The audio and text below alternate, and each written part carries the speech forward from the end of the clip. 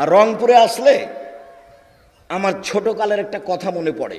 1976 সালে আমি লেখাপড়া করব বাহিরে বলে বাড়ি থেকে বের হয়েছিলাম, একেবারে প্রথম শ্রেণীর দিকে পড়া মাদ্রাসায় 1976 সালে। তো যখন আমি চাঁপাইনবাবগঞ্জ ট্রেন স্টেশনের কাছে গেলাম, বসে আছি, তো যারা আমাকে নিয়ে গেছে তারা প্রথমে আমাকে ভয় দেখাচ্ছে। এই যে ট্রেন ঢুকলো, তার শব্দ মনে হচ্ছে যে একবারে মাটি সব ভেঙে চুরে ফেলবে। তো ওরা আমাকে বলছে যে এই কথা বলিস না, নাহলে ট্রেন ধরে নেবে। তো ওরা যেটা বলছে সেটা আমি শুনছি। তো দেখি যে ট্রেনে সবাই ওরাই কথা বলছে। তোমরা যে কথা বলছো, তো তোমাদের কি ট্রেন ধরে নেয় না? মানে ট্রেন মানুষকে ধরে নিবে ওটা বলেছে, আমি শুনে নিয়েছি। তো যখন আমি উঠে বসেছি, তখন কালো আকৃতির একটা লোক, অন্ধ, দেখতে পায় না, খুব উঁচু লম্বা জোয়ান, খুব ভালো কণ্ঠ, মনে হচ্ছে যে এখনই বলছে। রংপুর জেলাতে হলো আশ্চর্য ঘটনা, গ্রামের নামটি লক্ষণবাড়ি, বদরগঞ্জ থানা, নাম তার সুরেনবাবু। নাম তার সুরেনবাবু, বড়ই মান্যমান, সেন্দুক ভরা টাকা তাহার গোলা ভরা ধান, তাহার কন্যা ফুলো মালা আসমানের ইচ্ছে। গোটাটাই আমার মুখস্থ ছিল। ওর মুখের দিকে তাকিয়ে আমার এমনি মুখস্থ হয়ে। তো যখনই রংপুর বদরগঞ্জ বলে, তখন আমার মাথায় কথাটা জাগে।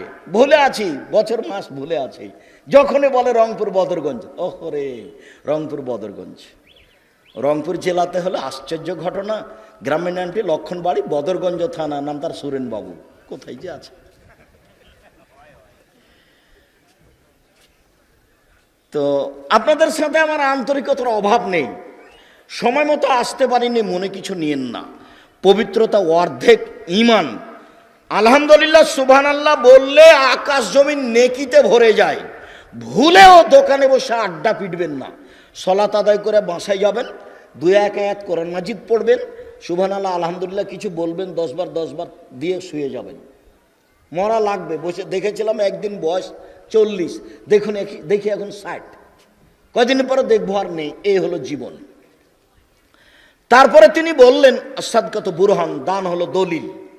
কোন ইবাদত দলিল নয়, দান মাত্র দলিল। বিচারের মাঠে আমি বলবো আমি জান্নাত পাবো। আল্লাহ যদি আমাকে বলেন কেন, তা আমি বলবো যে আমি যে জান্নাত পাবো তার দলিল আছে আমার কাছে। কি দলিল? এই যে দান করেছি।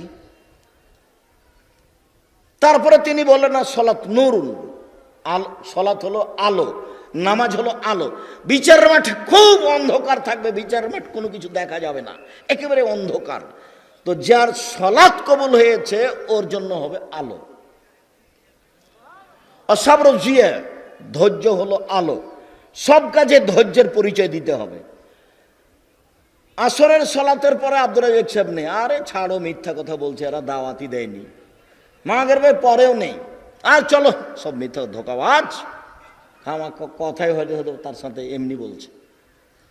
একটু দেখি ঘটনা কি। ওনারা বলছেন যে রাস্তায় আসছেন, 2টার সময় বের হয়েছি।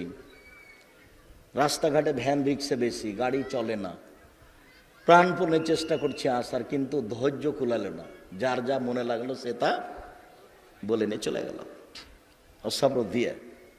তারপরে বলছেন অল কোরআন হুজ্জাতুল লাকা ওয়া আলাইকা, কোরআন তোমার পক্ষেও হতে পারে, কোরআন তোমার বিপক্ষেও হতে পারে। আবু হুরায়রা রাদিয়াল্লাহু তাআলা আনহু বলেন, রাসূল সাল্লাল্লাহু আলাইহি ওয়াসাল্লাম বললেন, আলা আদুল্লুকুম মায়ামুল্লাহু বিল খাতায় ওয়ারফাইহি দারাজাত, সঙ্গী সাথী পৃথিবীর মানুষ শুনে রেখো, আমি কি তোমাদের এমন একটা কথা বলে দিব না যাতে পাপ মিটে যাবে, মান বেড়ে যাবে, যাতে পাপ মিটে যাবে, মান বেড়ে যাবে, যাতে পাপ মিটে যাবে, মান বেড়ে যাবে। বলেন না সেটা কি? বলেন দেখি। পাপ মিটে যাবে, মান বেড়ে যাবে কি করলে? শোনো, এক, এসবাগুল অজু, ভালো করে অজু করলে, বারবার কথাটা আসবে, ভালো করে অজু করলে। 2, কাসরাতুল খুতা ইলাল মাসাজিদ, পায়ে হেঁটে মসজিদে গেলে। 3, ইন্তেজারুস সালাত বাদা সালাত, এক সালাতের পরে আবার কখন সালাতের টাইম হবে মর্মে অপেক্ষা করলে। তাহলে 3টা কাজ। পাপ মিটে যাবে, মান বেড়ে যাবে, পাপ মিটে যাবে, মান বেড়ে যাবে।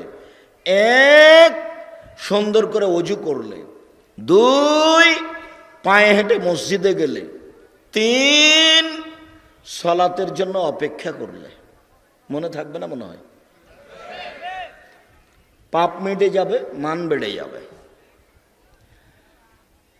আব্দুল্লাহ ইবনে আব্বাস রাদিয়াল্লাহু তাআলা আনহু বলেন যে আল্লাহর নবী একদা বললেন যে আল্লাহ তাআলা আমাকে বলছেন, মুহাম্মদ। তো আমাদের নবী বলছেন, জি। হাল তাদরি ফিমা ইয়াকতাসিমুল মালাউল আলা, মুহাম্মদ আপনি কি বলতে পারেন উপরে কি নিয়ে হইচই হচ্ছে? একটু মধ্যখানে আল্লাহ এবং জিবরাইল আমাদেরকে, আমাদের নবীকে ডাকতেন মুহাম্মদ বলে। জিবরাইল বলেছেন মুহাম্মদ এটা করেন, এটা করেন। আল্লাহ আমাদের নবীকে বলেছেন মুহাম্মদ এই এই এই। তা আল্লাহ আমাদের নবীর কি নামে ডেকেছেন? মুহাম্মদ। আর সাহাবীগণ বলতেন আল্লাহর রাসূল। আল্লাহ রাসূল বলেছেন, আল্লাহ রাসূল দিয়েছেন, আল্লাহ রাসূল খেয়েছেন। আয়েশা বলছেন আল্লাহ রাসূল বলেছেন, আল্লাহ রাসূল দিয়েছেন, আল্লাহ রাসূল খেয়েছেন। সাহাবীগণ কিভাবে বলতেন? আল্লাহ রাসূল। আর ভারত, বাংলাদেশ, পাকিস্তানে আমরা যারা আছি তারা বলছি হুজুর পাক সাল্লাল্লাহু আলাইহি সাল্লাম বলেছেন। হুজুর পাক এ শরীফের মতো হয়ে গেছে। আল্লাহ বলছেন কোরআন মাজিদ আর হুজুর বলছেন কোরআন শরীফ। হুজুর পাক কথা বাতিল, হুজুর পাক নেই। পৃথিবীর সব মানুষ বলবে আল্লাহ রাসূল বলেছেন, রাসূল সাল্লাল্লাহু আলাইহি সাল্লাম বলেছেন, আল্লাহ রাসূল বলেছেন, আল্লাহ রাসূল দিয়েছেন, আল্লাহ রাসূল খেয়েছেন। আল্লাহর রাসূল বলে কথা বলতে হবে। আল্লাহ বলছেন মুহাম্মদ বলতে পারেন উপরে কিনে হইচই হচ্ছে? না, জি হ্যাঁ আমি বলতে পারি। ফিল কাফারাত, উপরে হইচই হচ্ছে ফেরেশতাদের মাঝে। কি করলে পাপ মিটে যাবে, কি করলে পাপ মিটে যাবে, কি করলে পাপ মিটে যাবে, এই নিয়ে হইচই হচ্ছে, এই নিয়ে হইচই হচ্ছে। তো কি করলে পাপ মিটে যাবে বলেন তো দেখি। এবার আল্লাহ রাসূল বলছেন ইসবাগুল ওযু, এক, ভালো করে ওযু করলে। দুই, আলমাসু আল আদামিল আল মাসাজিদ, পায়ে হেঁটে মসজিদে গেলে। তিন, আলমাকসু বাদা সালাওয়াত, সালাতের পরে বসে বসে তাসবিহ তাহলিল করলে। সালাম ফিরার পরে লাফ দিয়ে উঠে গেছে, এটা হবে? সালাম ফিরার পরে লাফ দিয়ে উঠা যাবে না, দুটাই বাতিল। এক, সালাম ফিরার পরে লাফ দিয়ে উঠা যাবে না, এই আচরণ খারাপ। দুই, আসসালামু আলাইকুম রাহমাতুল্লাহ, আসসালামু আলাইকুম, আলহামদুলিল্লাহ রাব্বিল হাক্কি লা ইলাহা ইল্লাল্লাহ, এটা একবারে চিরদিনের জন্য বাতিল, চিরদিনের জন্য বাতিল। কিয়ামত পর্যন্ত কোনো হুজুর এরকম করতে পাবে না, এভাবে হাত তুলতে পাবে না। হাত তুলবে তার ব্যক্তিগত ব্যাপার। 16টা স্থানে হাত তোলার কথা আছে, 35টা হাদিস আছে হাত তোলার। 30 বছর থেকে মানুষের সামনে বই পেশ করে রেখেছি। আজকেও যাওয়ার সময় খোঁজ নেবেন, এটা চলবে না। সালাতের পরে থেমে কিছু তাসবিহ তাহলিল করতে হবে। বলতে পারেন মুহাম্মদ সাল্লাল্লাহু আলাইহি সাল্লাম কিসে পাপ মিটে যাবে? হ্যাঁ বলতে পারি। এক, সুন্দর করে ওযু করলে। দুই, পায়ে হেঁটে মসজিদে গেলে। তিন, সালাতের পরে মসজিদে বসে বসে তাসবিহ পাঠ করলে। মনে থাকবে না মনে হয়? এই পর্যন্ত বলে আল্লাহ রাসূল বলছেন মান ফাআলা হাযা আশা বেখারিন মাতা বেখারিন, যে এমনটা করলো তার মরে যাওয়া ভালো, তার বেঁচে থাকা ভালো, তার মরে যাওয়া ভালো, তার বেঁচে থাকা ভালো। যে এমনটা করলো তার মরে যাওয়া ভালো, তার বেঁচে থাকা ভালো। তারপরে কি থামছেন? আরো বলছেন ওয়াকানা মিন খাতিয়াতিহি কায়াউমিন ওয়ালাদাত উম্মুহু, তারপরে লোকটা হয়ে গেল সেই দিনের মতো যেদিন তার মা তাকে জন্ম দিয়েছে। তারপরে লোকটা হয়ে গেল সেই দিনের মতো যেদিন তার মা তাকে জন্ম দিয়েছে। তারপরে লোকটা হয়ে গেল সেই দিনের মতো যেদিন তার মা তাকে জন্ম দিয়েছে। নিষ্পাপ হয়ে গেল। কাজ তিনটে, মনে থাকবে না? তিনটে কাজের এক নাম্বার ফল, মরে যাওয়া ভালো, বেঁচে থাকা ভালো। 2 নম্বর ফল, মান বেড়ে যাবে, পাপ মিটে যাবে। 3 নম্বর ফল, হয়ে যাবে সেই দিনের মতো যেদিন তার মা তাকে জন্ম দিয়েছে। আরো 2টা কাজে এমনটা হয়, আরো 2টা কাজ আছে। তার একটা হলো, কেউ যদি হজ করে আর হজ যদি কবুল হয়, তাহলে হয়ে যায় সেই দিনের মতো যেদিন তার মা তাকে জন্ম দিয়েছে। আর একটা আছে, অসুস্থ অবস্থায় কেউ যদি বলে আলহামদুলিল্লাহ, তাহলে হয়ে যায় সেদিনের মতো যেদিন তার মা তাকে জন্ম দিয়েছে। সিরিয়াল করেন তো দেখি। 1, এইভাবে সুন্দর করে ওযু, পায়ে হেঁটে মসজিদে যাওয়া, বসে সুবহানাল্লাহ বলা। 2, আরেকটা কি কাজ বলেন? আরেকটা, আরে এটা তো শেষ, হজ। হজ হজ যদি কবুল হয় তাহলে হয়ে যাবে সেই দিনের মতো যেদিন তার মা তাকে জন্ম দিয়েছে। 3, আরেকটা কি? অসুস্থ অবস্থায় আলহামদুলিল্লাহ বলা। অসুস্থ হলেই সিঙ্গাপুর যেতে হবে না, টাকা থাকলেই সিঙ্গাপুর যেতে হবে, এই হিসাব বাতিল। ধৈর্যের পরিচয় দিলে এই পাপ মিটে যাবে। কত হাদিস আছে এই লাইনে। আর যদি অসুস্থ অবস্থায় সুবহানাল্লাহ আলহামদুলিল্লাহ বলে, তো হয়ে গেছে সেই দিনের মতো যেদিন তার মা তাকে জন্ম দিয়েছে। সম্মানিত দ্বীনী ভাই বোন, বলছিলাম আবু হুরায়রা রাদিয়াল্লাহু তাআলা আনহু বলেন, রাসূল সাল্লাল্লাহু আলাইহি সাল্লাম বলেছেন, মান গাসসালা ওয়াজহাহু, কেউ যদি ওযু করতে বসে মুখমণ্ডল ধয়, খারাজা মিন ওয়াজহিহি কুল্লু খাতিয়া, মুখের যা পাপ আছে সব ঝরে যাবে। 2 চক্ষু দিয়ে যা পাপ করেছে সব পাপ মিটে যাবে। 2 কানে যা পাপ করেছে সব পাপ মিটে যাবে। 2 কানে ইয়ারফোন লাগা আছে, ইন্ডিয়ার গান চলছে, কানে জেনা হচ্ছে। আল্লাহ নবী বলছেন, 2 চোখের জেনা হচ্ছে চোখ দিয়ে দেখা, 2 কানের জেনা হচ্ছে কান দিয়ে শোনা, হাতের জেনা হচ্ছে হাত দিয়ে ধরা, পায়ের জেনা হচ্ছে এই পথে চলা, অন্তরের জেনা হচ্ছে পরিকল্পনা করা, জিহ্বার জেনা হচ্ছে মুখে কথা বলা। এগুলো সব জেনার মাধ্যম। হাদিস বুখারী মুসলিম। আল্লাহর নবী বলেন, ওযু করতে লেগে কেউ যদি মুখমণ্ডল ধয়, তাহলে কানে চোখের মাধ্যমে যা পাপ হয়েছে সব ঝরে যাবে পানির মাধ্যমে এবং শেষ ফোঁটার মাধ্যমে। 2, ওযু করতে লেগে যদি কেউ কোনোই পর্যন্ত হাত ধয় ওযুর নিয়মে, তাহলে হাতের মাধ্যমে যত পাপ হয়েছে সব মিটে যাবে। 3, ওযুর শেষে কেউ যদি পা ধয়, তাহলে পায়ের মাধ্যমে যে পাপ হয়েছে সব পাপ মিটে যাবে।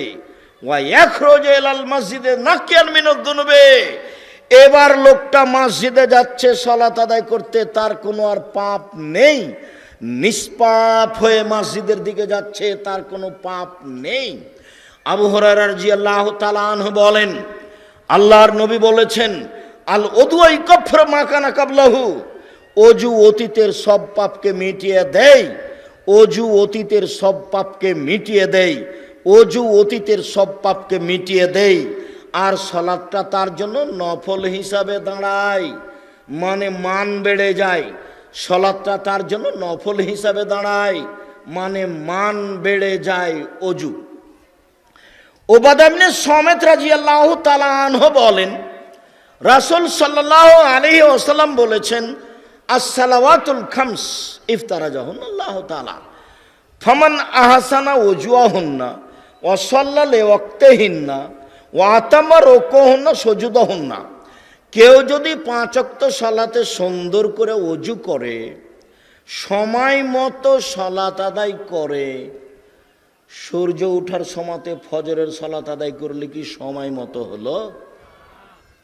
সূর্য ডুবার পূর্বে আসরের সালাত আদায় করলে কি সময় মতো হলো? কেউ যদি সুন্দর করে ওযু করে, সময় মতো সালাত আদায় করে, রুকু সিজদা পূর্ণ করে কানা আলাল্লাহি লাহু আহাদুন, আল্লাহর সাথে তার একটা চুক্তি হয়ে যায়, আল্লাহর সাথে তার একটা চুক্তি হয়ে যায়, আল্লাহ তাকে ক্ষমা করবেনি। আবার কথাটা বুঝতে হবে। এই ছেলে, এদিকে লক্ষ্য করো তো আমি কি বলছি। কেউ যদি সুন্দর করে ওযু করে, এক, সময় মতো সালাত আদায় করে, দুই, সুন্দর করে রুকু করে, তিন, সুন্দর করে সিজদা করে, চার, এখন আল্লাহর সাথে একটা চুক্তি হয়েছে। আল্লাহ এখন তাকে বলছে, এই বান্দা শোন, তোর সাথে আমার একটা চুক্তি হয়ে গেল, আমি তোকে জান্নাত দিব, ঘোষণা দিলাম। এবার আল্লাহ রাসূল বলছেন, ফাইনাল ইয়াফাল, এমনটা যদি কেউ না করে, সুন্দর করে ওযু না করে, সুন্দর করে সময় মতো সালাত আদায় না করে, রুকু ভালোভাবে না করে, সিজদা ভালোভাবে না করে, আল্লাহর সাথে তার কোনো চুক্তি নেই। লাম ইয়াকুন আলাইহা আহাদুন, আল্লাহর সাথে তার কোনো চুক্তি নেই, আল্লাহর সাথে তার কোনো চুক্তি নেই। ইনশা আযাবাহু ওয়া ইনশা গাফারা লাহু, চাইলে ক্ষমা করে দিবেন, চাইলে শাস্তি দিয়ে দিবেন, চাইলে ক্ষমা করে দিবেন, চাইলে শাস্তি দিয়ে দিবেন, কোনো চুক্তি নাই। মনে থাকবে না যে মনে হয়। সুন্দর করে ওযু, সময় মতো সালাত, সুন্দর করে রুকু, সুন্দর করে সিজদা। এবার আমার সাথে চুক্তি হয়েছে কার? আল্লাহর। আমাকে উনি কি দিবেন? কিসের চুক্তি হলো? জান্নাত দিবেন। যারা এমনটা করে না তার সাথে চুক্তি হয়নি। আল্লাহ চাইলে এখন কি করবেন? ক্ষমা করে দিবেন, চাইলে শাস্তি দিবেন। বলছিলাম ওযু, খুব খেয়াল করে থাকবেন। ওযু একটি ভিন্ন ধরনের ব্যতিক্রম ইবাদত। ওযু একটি ভিন্ন ধরনের ব্যতিক্রম ইবাদত। রাসূল সাল্লাল্লাহু আলাইহি ওয়াসাল্লাম যা বলেন। উকবা ইবনে আমির রাদিয়াল্লাহু তাআলা আনহু বলেন, আল্লাহর নবী বলেছেন, মান তাওয়াদ্দা ওযুই হাদা, কেউ যদি আমার মতো করে ওযু করে, সুম্মা সাল্লা রাকাতাইনে মুকবিলান আলাইহিমা বিকালবি ওয়াজহিহি, মনে প্রাণে ভয় ভীতি নিয়ে 2 রাকাত সালাত আদায় করে, ওয়াজাবাত লাহুল জান্নাহ, সে জান্নাতে যাবেই। আবু হুরায়রা রাদিয়াল্লাহু তাআলা আনহু বলেন, আল্লাহর নবী বলেছেন, লা তুকবালু সালাতুন বিগাইরি তুহুরিন ওয়ালা সাদাকাতুন মিন গুলুলিন, ওযু ছাড়া সালাত কবুল হবে না, অবৈধ পয়সা দান করলে কবুল হবে না, আত্মসাতের পয়সা দান করলে কবুল হবে না, বিশ্বাসঘাতকতা করে দান করলে কবুল হবে না, দায়িত্ব নিয়ে সরকার থেকে নিচ পর্যন্ত, নিচে থেকে উপর পর্যন্ত বিগত সরকার যা দেখিয়েছে, দেশের উন্নয়নের নামে কোটি কোটি টাকা মানুষ আত্মসাৎ করেছে, মসজিদ মাদ্রাসায় দান করেছে, করছে। এই সব পয়সা আল্লাহর দরবারে কবুল হবে না। বুখারী মুসলিমের হাদিস, ওযু ছাড়া সালাত কবুল হবে না, অবৈধ পয়সার দান কবুল হবে না। বিশ্বাসঘাতক যারা, আত্মসাৎকারী যারা, গাদ্দার যারা, তাদের দান কবুল হবে না। মনে রাখা ভালো হবে, আত্মসাৎ করে থাকে মসজিদের সভাপতি, মাদ্রাসার সভাপতি, স্কুল কলেজের প্রিন্সিপাল, বিশ্ববিদ্যালয়ের vice chancellor, chairman, member, MP, মন্ত্রী, যারা রাস্তাঘাট তৈরি করব বলে কন্ট্রাক্ট নিয়ে থাকে, যারা বড় বড় ব্যবসায়ী মালিকের অধীনে ব্যবসা করে, সেলসম্যান হিসাবে থাকে, আত্মসাৎ এরাই করে। এদের মাধ্যমে আত্মসাৎ হয়ে থাকে। একটা বাক্য আত্মসাতের আসলো, তাই আর একটা বাক্য বলে রাখছি, মনে রাখবেন। এই ছেলে, কিছুক্ষণ অপেক্ষা করবেন, দাঁড়িয়ে আমাকে কাজ দেখাবেন না। আমি আপনার চেয়ে বেশি ক্লান্ত আছি, আমি আপনার চেয়ে অনেক বেশি ক্লান্ত আছি। আমি এমনিতেই গতকাল আমি দুবাই থেকে ঢাকায় নেমে জুমার খুতবা দিয়েছি। জুমার খুতবা দিয়ে কোথায় প্রোগ্রাম ছিল, প্রোগ্রাম করেছি। প্রোগ্রাম করে রাতে রাতে প্রতিষ্ঠানে গেছি রাজশাহী। সকালে ক্লাস নিয়েছি, বাসায় এসে অফিসে ঢুকে আরও কত কি কাজ ছিল সেগুলো করেছি। তারপরে গোসল করে সলাত আদায় করে সামনে একটু খেয়ে গাড়িতে উঠেছি। এখন পর্যন্ত আমি আসতেই আছি। আপনি হেঁটে বেড়াবেন সেটা আমি দেখব?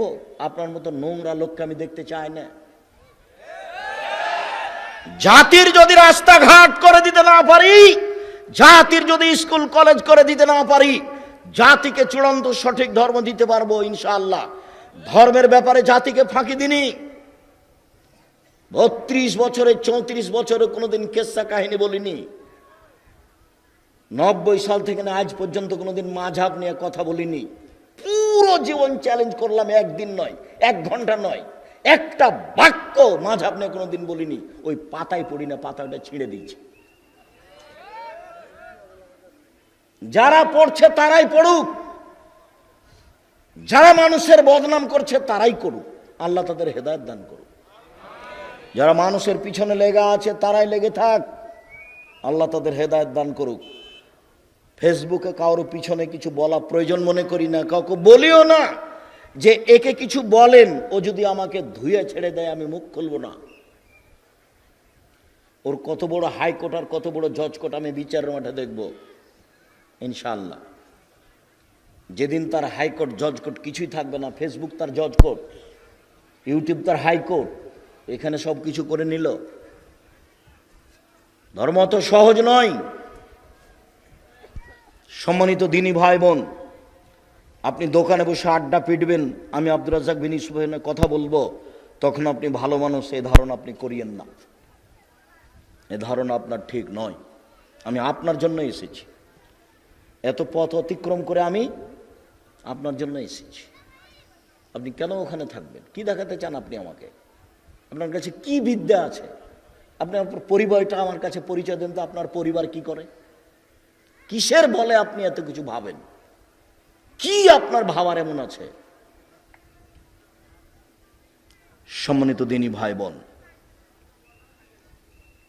আদি ইবনে উমায়রা বলছেন যে আল্লাহর নবী বললেন, মানিস্তা মালনাহু আলা আমালিন মিনকুম, মানুষ শোনো, আমি তোমাদের যাকে বেতন দিয়ে কাজ দিই, শিক্ষক হোক, প্রিন্সিপাল হোক, সভাপতি হোক, যে কোনো লোক যে কোনো জায়গাতে বেতন পায়, তাকে আমি কাজ দিয়েছি, ফাকাতামা মিখিয়াতান ফামা ফাওকাহু, সে যদি কাজে একটা সুঁচ আত্মসাৎ করে। সুঁচ বুঝেন আপনারা? সুঁচ আত্মসাৎ করে। সুঁচ তো কথা নয়, মানে ছোট থেকে ছোট, ক্ষুদ্র থেকে ক্ষুদ্র, কম থেকে কম, 1 টাকা 50 পয়সা, একটা গম, একখান টিন, একটা বস্তা, একটা কম্বল, একখান ইট, 1 টাকা। কেউ যদি সামান্য প্রমাণে আত্মসাৎ করে, ইয়াউমাল কিয়ামা, বিচার মাঠেও সেগুলি নিয়ে উপস্থিত হবে। ওর কাঁধে থাকবে টিন, ওর কাঁধে থাকবে গমের বস্তা, ওর কাঁধে থাকবে টাকা, ওর কাঁধে থাকবে গরু ছাগল। সৌদি আরবের মানুষ উট আত্মসাৎ করেছে, কাঁধে থাকবে। বাংলাদেশের মানুষ কাপড় আত্মসাৎ করেছে, কাঁধে থাকবে। টিন আত্মসাৎ করেছে, কাঁধে থাকবে। জমি জোর করে দখল করেছে, জমির নিচ থেকে খুঁড়ে তাকে খোঁড়েতে বাধ্য করা হবে, উঠিয়ে কাঁধে তুলে দেওয়া হবে। এগুলো নিয়েও ঘুরবে। যদি একদিন ঘুরে 50,000 বছর, যদি 3 দিন ঘুরে তাহলে 1.5 লক্ষ বছর। ও তো বুঝতে পারেনি কিয়ামত কাকে বলে। খায় আর পায়খানা করে আর দিন কাটায়, মনে করে আমি কিছু। কিয়ামত তো এমন কিছু নয়। কবর তো কারো হাতে নেই, কিয়ামত তো কারো হাতে নেই, জাহান্নাম জান্নাত তো কারো হাতে নেই। আল্লাহ ওগুলো সব নিজের হাতে রেখে দিয়েছে। কেন এই কথাটা আসলো, এই বিষয়ে বিস্তারিত দেখতে চাইলে যে এদেরকে বলতে হবে, ইউটিউবে পাওয়া যাবে আত্মসাৎ। সরকার যখন দেশ ছেড়ে চলে গেল এইভাবে, তখন প্রথম বক্তব্য ছিল মসজিদে জুলুম। প্রথম বক্তব্য কি ছিল? জুলুম। তারপরের বক্তব্য ছিল আত্মসাৎ। তারপরের বক্তব্য ছিল ছবি মূর্তি। বাড়িতে গিয়ে আপনার ছেলে যে পটটা, পায়খানার পটটা আছে, ওটা ঘোড়ার আকারে আছে, ওটা ভেঙে দিতে হবে আজকেই। আয়েশা রাদিয়াল্লাহু তাআলা আনহা বলেন, আল্লাহর নবী বাড়িতে ঢুকে ভেঙে দেওয়া যাবে এমন কিছু রেখে দিতেন না, ভেঙে দিতেন। আয়েশা রাদিয়াল্লাহু তাআলা আনহা বলেন, আল্লাহর নবী বাড়িতে ঢুকে এমন কিছু রাখতেন না যেটা ছিঁড়ে ফেলা যাবে, কাপড় চুপড় সেগুলো ছিঁড়ে ফেলে দিতেন। তোমার শুধু স্কুলের ছবিটা, পাসপোর্ট সাইজের ছবিটা ব্যতীত তোমার বাড়িতে আর কোনো প্রকার ছবি মূর্তি থাকবে না, না তোমার বাপের, না তোমার মায়ের, না তোমার বন্ধুর, না তোমার বান্ধবীর, না অ্যালবামে, না বাড়িতেই একটাও রাখা হবে না। রাখলে তুমি মুনাফেক, তুমি আমার বক্তব্য শুনে মুনাফেকি করেছো। তোমার মা ও তো অবুঝ মহিলা, তোমার নানা বিবাহ দিয়েছে, স্বামীর কাছে গেছে, সেই বাচ্চা হয়ে গেছে। কিসের মা? মা কাকে বলে? ও জানে মা কাকে বলে? এই ছেলে, এদিকে খেয়াল করো, আগে তোমার মাকে দেখাই মা কাকে বলে, তারপর আবার ফিরে আসছে এখানে ইনশাআল্লাহ। মা হলে চারটে জিনিস লাগে। মা হলে কটা জিনিস লাগে? চারটা জিনিস লাগে। জাবের বলছেন যে রাসূলের সাথে যুদ্ধ করে আমরা বাড়িতে আসছি, তো মদিনায় ঢুকবো। তা আল্লাহ রাসূল বলেন, এই থামো থামো থামো, রাতে এখানে থাকবো, সকালে বাড়িতে যাব। তো আমি জাবের বললাম, আল্লাহর নবী, আমি নতুন বিবাহ করেছি, আমাকে বাড়ি যেতে দেন। তো আল্লাহ রাসূল বলছেন, হো তুমি নতুন বিবাহ করেছো? তুমি কুমারী মেয়ে বিবাহ করেছো না তালাক প্রাপ্তা মেয়ে বিবাহ করেছো? তো জাবের বললেন, আল্লাহ রাসূল, আমি তালাক প্রাপ্তা মেয়ে বিবাহ করেছি। তো রাসূল সাল্লাল্লাহু আলাইহি ওয়াসাল্লাম বলেন, আচ্ছা জাবের, তুমি কুমারী মেয়ে কেন বিবাহ করলে না? তুমি তার সাথে খেলতো, তোমার সাথে খেলতো, তুমি তার সাথে খেলতো, তোমার সাথে খেলতো।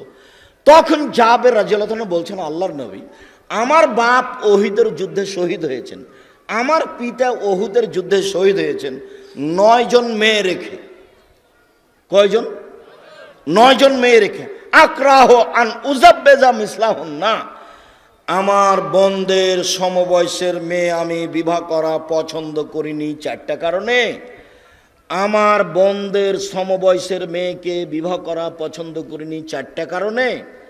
আমার বোনদের সমবয়সের মেয়েকে বিবাহ করা পছন্দ করিনি 4টা কারণে। এক, লে তুয়াল্লেমাহুন না, তালাক প্রাপ্তা বুদ্ধিমতী বড় মেয়ে বিবাহ করেছি যাতে করে আমার বোনদেরকে বিদ্যা শিখাতে পারে।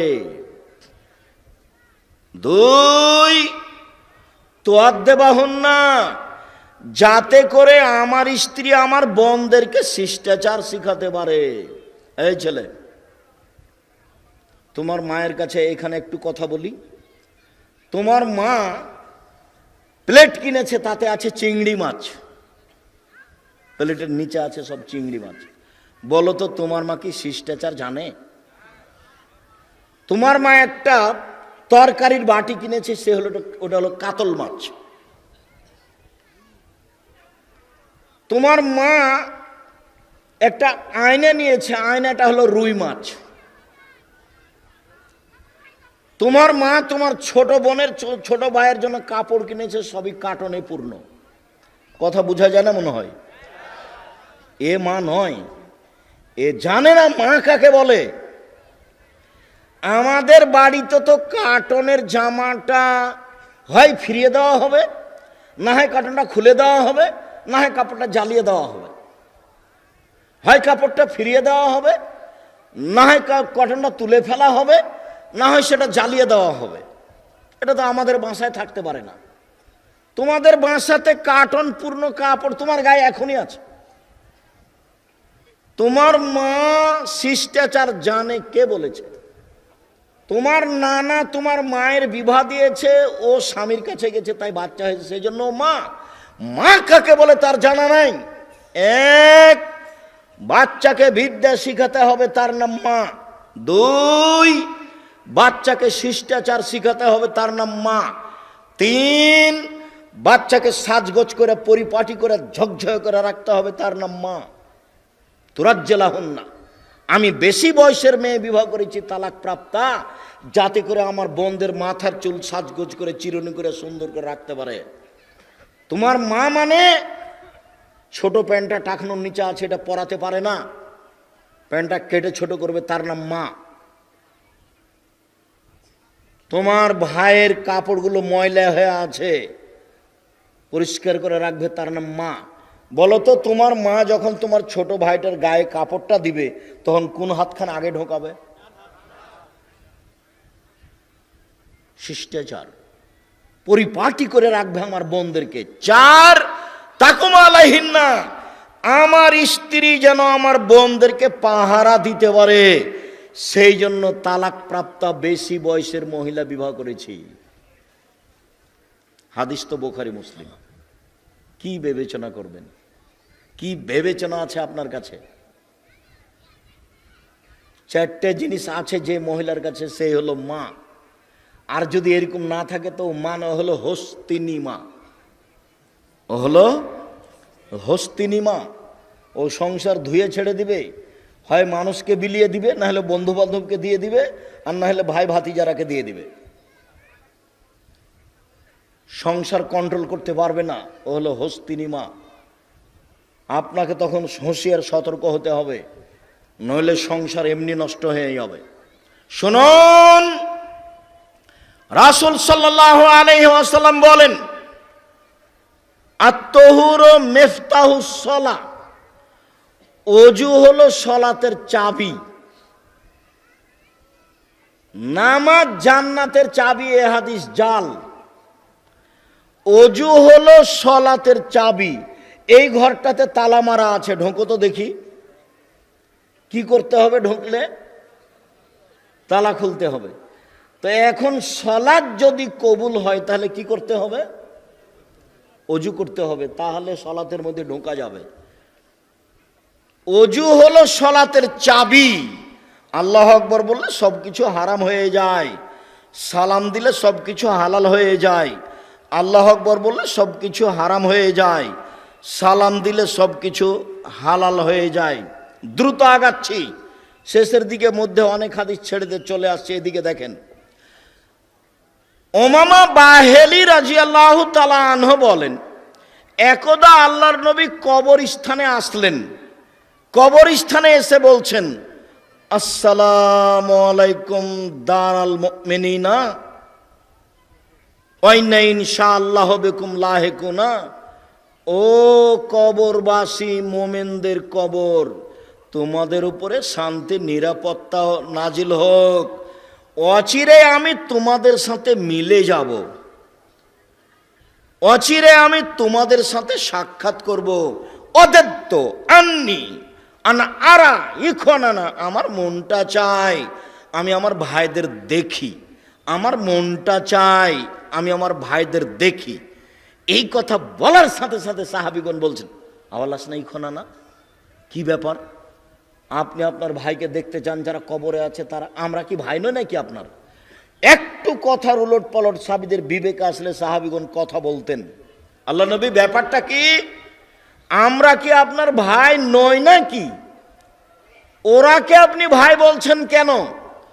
তখন আল্লাহ রাসূল বলছেন, শোনো, আনতুম আসহাবি, তোমরা আমার সঙ্গী, তোমরা আমার সাথী, তোমরা আমার সঙ্গী। ওয়া ইখওয়ানুনা আল্লাযী লাম ইয়াতু বাদু, আমার ভাই যারা এখন পর্যন্ত আসেনি, আমার ভাই ওরা যারা এখন পর্যন্ত আসেনি, আমার ভাই ওরা যারা এখনো দুনিয়ায় আসেনি, মানে আমরা। তখন একজন সাহাবী বলছেন, কাইফা তারিফু, আপনি আমাদের কিভাবে চিনবেন? কিভাবে চিনবেন যারা আসেনি তারা আপনার ভাই, এটা কিভাবে চিনবেন? তখন আল্লাহ রাসূল বলছেন, শুনো, তোমার মতামত কি? একটা লোকের যদি ঘোড়া থাকে, কপাল সাদা, হাঁটু সাদা, লাল, কপাল সাদা, হাঁটু সাদা, পা সাদা, হাজার হাজার একেবারে বিকট কালো উটের মাঝে, ঘোড়ার মাঝে সব ঘোড়াগুলি কালো, আর একটা আছে সাদা লাল, মালিককে এটা চিনতে পারবে? জি হ্যাঁ, চিনতে পারবে, খুব চিনতে পারবে। শোনো, ইন্না উম্মতি আতুনা ইয়াউমাল কিয়ামা বিআসারি সুজুদে গুরান মুহাজ্জালিনা, আমার উম্মত বিচার মাঠে আসবে যখন, তখন অজুর জায়গাগুলি চকমক চকমক করবে, আমি দেখে চিনে নিব। আমার উম্মত যখন বিচারের মাঠে আসবে তখন তাদের অজুর জায়গাগুলি চকমক চকমক করবে, আমি দেখে চিনে নিব। অলাইসা আহাদুন, পৃথিবীতে আর কারো এমন হবে না, মানে অতীতে যত নবী গেছেন কারো উম্মত এরকম হবে না। অজুর চিহ্ন। সুবহানাল্লাহ। বারা ইবনে আযিব রাদিয়াল্লাহু তাআলা আনহু বলেন, রাসূল সাল্লাল্লাহু আলাইহি সাল্লাম একদা বললেন, শোনো, আনা আউয়ালু মাইউজানা লিসসুজুদে, আমি প্রথম ব্যক্তি যাকে বিচারের মাঠে সিজদা করতে বলা হবে। আনা আউয়ালু মাই ইউমারা ইয়ারফারাসাহু, আমি প্রথম ব্যক্তি যাকে সিজদা থেকে মাথা উঠাতে বলা হবে। আমি যখন সিজদায় পড়ে যাব বিচারের মাঠে, আমি প্রথম ব্যক্তি, তখন আল্লাহ আমাকে বলবেন মাথা উঠান, যাহাই বলিবেন তাহাই শুনিব, যাহাই বলিবেন তাহাই শুনিব, যা চাইবেন তাই দিব, যে কথা বলবেন সেটা গ্রহণ করব, মাথা উঠান। মাথা উঠিয়ে আমি দেখব, আমার উম্মাদকে চিনে নিব, সামনে যেমন চিনব, ডানে তেমন চিনব, বামে তেমন চিনব, পিছনে তেমন চিনব। সাহাবী বললেন, কাইফা তারিফ, কিভাবে চিনবেন? মিন উম্মাতে নূহ ইলা উম্মাতিক, নূহ আলাইহিস সালাম থেকে নিয়ে এখন পর্যন্ত কত মানুষ এসেছে, কত মানুষ আছে, কত মানুষ আসবে, আপনি কিভাবে চিনবেন? তখন তিনি বললেন, ইন্না উম্মাতি ইয়াতুনা ইয়াউমাল কিয়ামা গুরান মুহাজ্জালিনা মিন আসারিল উজুয়ে, বিচারের মাঠে আমার উম্মত আসবে অজুর জায়গাগুলি চকমকে অবস্থায়। এক, দুই, ওয়া ইউতা উম্মতি আমালাহুম বিল আইমান, আমার উম্মতকে ডান হাতে খাতা দেওয়া হবে, দেখে চিনে নিব, এমনটা কারো হবে না। তিন, তাসা বাইনাহুম যুরিয়াতুহুম, আমার উম্মতের যারা ছোট ছোট ছেলে মেয়ে মারা গেছে, বাপের মায়ের সামনে তারা ছুটাছুটি করবে, এইটা দেখে চিনে নিব এগুলি আমার উম্মত।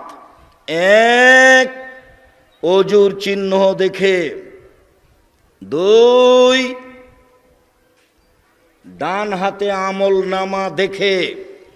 তিন, আমার উম্মতের ছেলে মেয়েরা যেগুলো ছোট অবস্থায় মারা গেছে ওরা তাদের সামনে ছুটাছুটি করবে, এইটা দেখে আমি চিনে নিব এগুলি আমার উম্মত। এই জন্য ছেলে মেয়ে বেশি নিতে হবে, ছেলে মেয়ে কম নিলে ইহকালে লস, ছেলে মেয়ে কম নিলে পরকালে লস।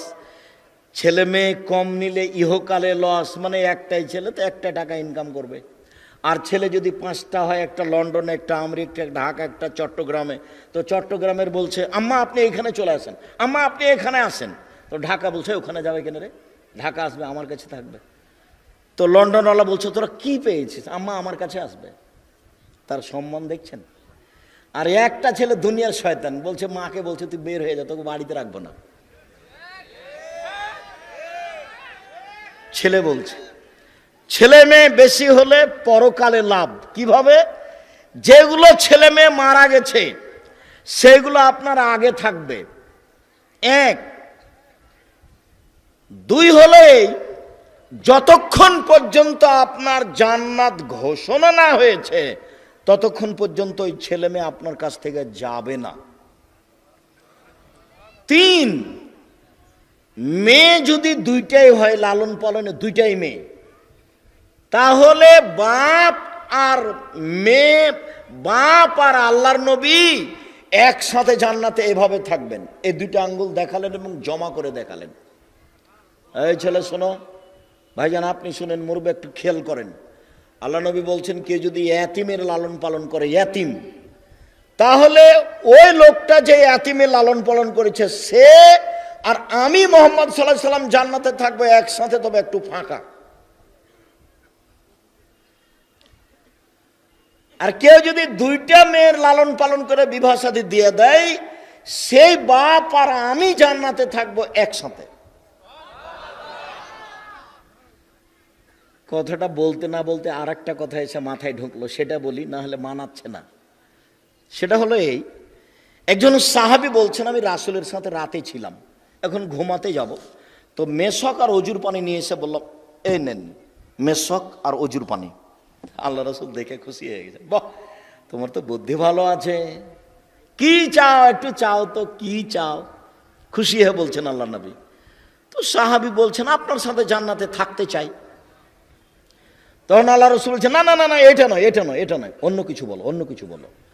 তখন সাহাবী বলছেন ওইটাই চাই, জান্নাতে আপনার সাথে থাকতে চাই।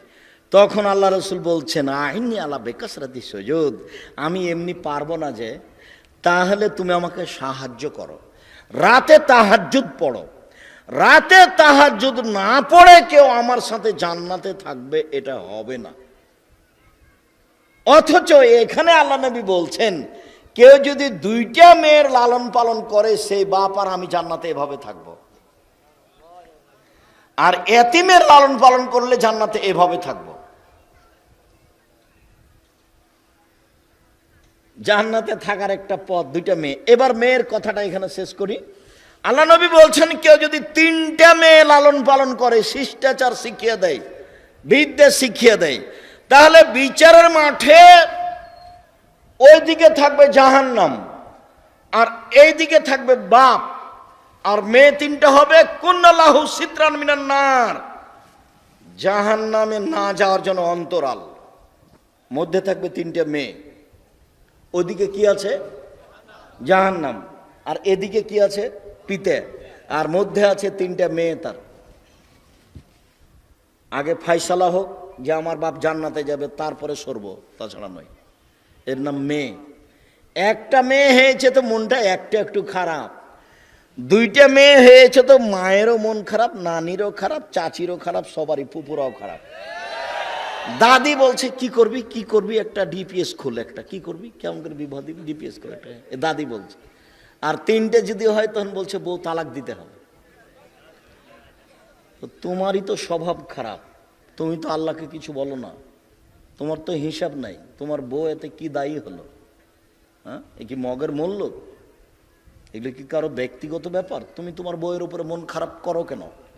তিনটা মেয়ে যদি কেউ লালন পালন করে, মনে রেখো ভুলে যায়ও না ভাইজান, আপনি ভুলবেন না। এ দেখেন তিনটা মেয়ে লালন পালন হলে এরকম হবে। ওইদিকে আছে জাহান্নাম, এদিকে আছে তার পিতা, মধ্যে আছে তিনটা মেয়ে। 10টা ছেলেকে মাস্টার ডিগ্রি পাস করিয়ে সর্বোচ্চ বিদ্যান করে দিলে আপনার 1 পয়সা লাভের কথা আল্লাহ নবী বলেননি। তো পড়াবেন কেন? জন্ম দিয়েছেন এই জন্য। জন্ম দিলে নাম রাখতে হবে কেন? জন্ম দিয়েছেন এই জন্য। 7 দিনের দিন আকিকা দিবেন কেন? জন্ম দিয়েছেন এই জন্য। খাতনা দিবেন কেন? মুসলমানি খাতনা বুঝেন আপনারা? খাতনা দিবেন কেন? জন্ম দিয়েছেন এই জন্য। পড়াবেন কেন? জন্ম দিয়েছেন এই জন্য। ওটা আল্লাহ রাসূল চাপিয়ে দিয়েছে আপনার উপরে, এগুলো সব আপনাকে করতে হবে। 14 দিনে আকিকা দেওয়া যায় না, 21 দিনে আকিকা দেওয়া যায় না, জীবনে একদিন দেওয়া যায় না, এগুলোর সাথে কোনো সম্পর্ক নাই। 7 দিনের দিনই দিতে হবে আকিকা। ছাগল আধা মরা হোক না হয় কান কাটা হোক, খালি জানটা থাকলেই হবে। আর যখন কুরবানি তখন তরু তাজা, শিং আছে কি না, দাঁত আছে কি না, মোটা তাজা কি না, দেখতে সুন্দর কি না, ওটাই ছিল নেকির ব্যাপার। এটা হলো যে বাপের জিম্মেদারি, ওটা ছিল নেকির ব্যাপার। টাকা থাকলে করবে, আর এটা টাকা না থাকলে যদি ভিক্ষা করে খায় তবুও করতে হবে। আকিকা বাপকে ভিক্ষা করে খেলো দিতে হবে, বুঝেননি কথা? এটা বাপের জিম্মেদারি, সারাদিন ভিক্ষা করবে। ভিক্ষা করে 5-7টা 1000 টাকা করে, না হলে কার কাছে কর্জ নিয়ে বাজারে গিয়ে একটা কানা ছাগল কিনবে, কানা ন্যাংরা, না হলে একটা ভেড়া, ভেড়া বুঝুন আপনারা, ভেড়া কিনবেন। 7 দিনের দিন বাপকে আকিকা দিতেই হবে, যে কোনো মূল্যে দিতে হবে। 7 দিনের দিন বাচ্চার মাথা নেড়ে করতে হবে, ডাক্তার যা বলেছে বলেছে। 7 দিনের দিন বাচ্চার নাম রাখতে হবে, চুল সম পরিমাণ হিসাব করে রূপা ফকির মিসকিনকে রূপা মূল্য টাকা দান করে দিতে হবে। 7 দিনের দিন আকিকা দিতে হবে। দিন শুরু হয় সূর্য ডুবলেই পরের দিন, সূর্য যতক্ষণ ডুবেনি ততক্ষণ আগের দিন। আরে আজ হলো কি বার? শনিবার। আগামীকাল কি? রবিবার। তো রবিবার শুরু হয়েছে কখন থেকে বলেন তো? সূর্য ডোবার পর থেকে, আরবি এটা হিসাব। তো এখন রাতে যদি বাচ্চা জন্ম নেয় তো রবিবার, সন্ধ্যায় জন্ম নেয় তো রবিবার, 12টায় জন্ম নেয় তো রবিবার, সারাদিন রবিবারে, সারাদিন রবিবার।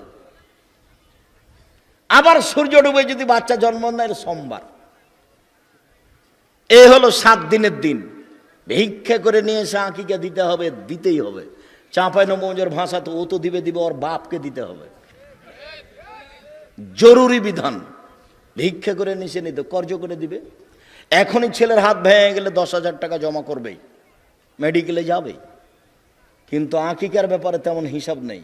কে বলেছে 14 দিনে করলে হয়, একদিন করলে করবো, আচ্ছা থাক করবো। এখন বয়স 40, এখনো হয়নি, কি হবে? ধর্ম এরকম নয়। তাহলে আকিকা ভিন্ন জিনিস, কুরবানি ভিন্ন জিনিস। মনে থাকবে না মনে হয় আপনাদের? কুরবানি ভিন্ন জিনিস, আকিকা হলো ভিন্ন জিনিস। কুরবানি মানে আরে চোখটা দেখো, কান দেখো, সিংটা দেখো, দাঁত হয়েছে কিনা দেখো, মোটা তাজা হয়েছে কিনা দেখো, খুঁটটা দেখো ভেঙে আছে নাকি, নড়ে আছে নাকি, সব একবারে ঝকঝকে হতে হবে,